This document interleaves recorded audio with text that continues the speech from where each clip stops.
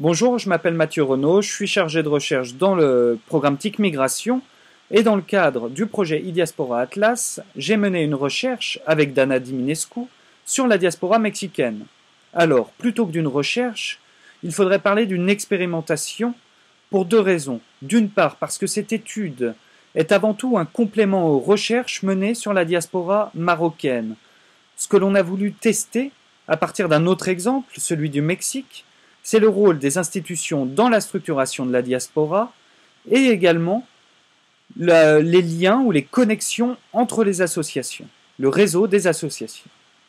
Alors d'autre part, deuxième raison, c'est que la méthode utilisée est assez différente de la méthode traditionnelle d'e-Diaspora, de la chaîne méthodologique, car nous n'avons pas constitué à proprement parler un corpus, nous sommes partis d'une liste de sites fournis par l'Institut des Mexicains de l'étranger. Alors c'est une liste d'associations mexicaines à l'étranger, principalement aux États-Unis, et pour la plupart de ces sites, nous avions des URL. Alors on a regroupé toutes ces URL, on les a crawlées, on a crawlé les sites, et on a visualisé le réseau.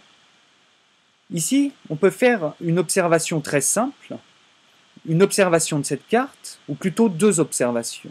D'une part, on voit que les associations sont extrêmement peu liées entre elles, voire pas du tout. Elles sont totalement déconnectées les unes des autres, ce qui prouverait une forme d'ignorance réciproque en ligne, dont il faudrait s'interroger sur l'existence ou non hors ligne. Ce qui témoigne également de l'absence d'une organisation transversale des associations. Il n'a pas, à vrai dire, de réseau d'associations migrantes mexicaines sur le web. Par ailleurs, deuxième observation, on voit quand même sur cette carte qu'il y a un ensemble de sites connectés entre eux, mais il s'agit avant tout de sites institutionnels, voire de sites d'universités américaines.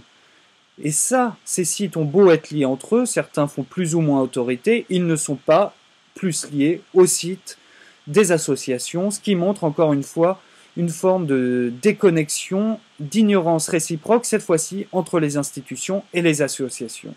Et pour finir, je préciserai que ces recherches devront être complétées par des recherches de terrain, qui seules pourront les confirmer, ou peut-être les infirmer d'ailleurs.